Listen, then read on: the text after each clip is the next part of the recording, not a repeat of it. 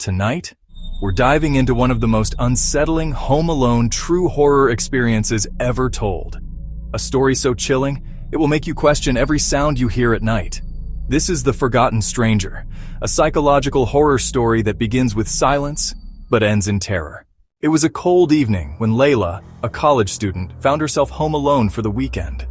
Her parents had gone on a short trip, and the house felt emptier than usual. She didn't mind the quiet, until she began to notice something unusual. The curtains moved, even though the window was closed. She brushed it off, convincing herself it was her imagination. But deep down, she knew something was wrong. That's when she heard it. A faint creak coming from the hallway. She froze. Her heartbeat raced. Maybe the wood is just settling, she thought. But the sound grew louder, step by step, as if someone was walking, slowly.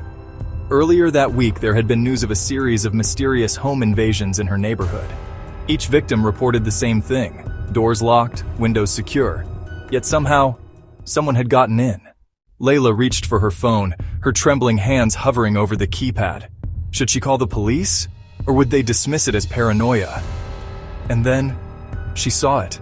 A shadow, just for a moment, slipping past the living room doorway. Her blood ran cold. Her breathing became shallow.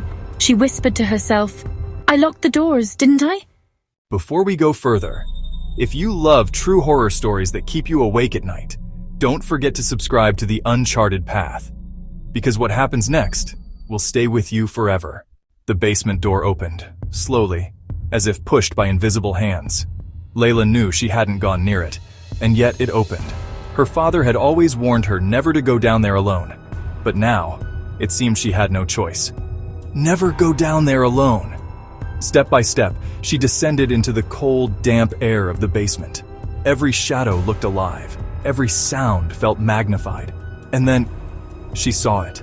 On the dusty shelves were photographs, dozens of them.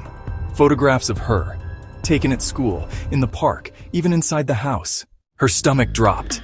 Someone had been watching her for weeks, maybe months. Just as she processed the horror, she heard footsteps.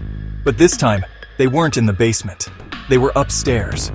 Whoever was inside wasn't alone anymore. They were moving freely, upstairs, searching. Layla tried to stay quiet. Every second felt like hours, but the intruder was getting closer and closer. And then, silence. The last thing she remembers was the sound of her own door unlocking from the inside. If you want to know how this story ends, you'll have to stay with us.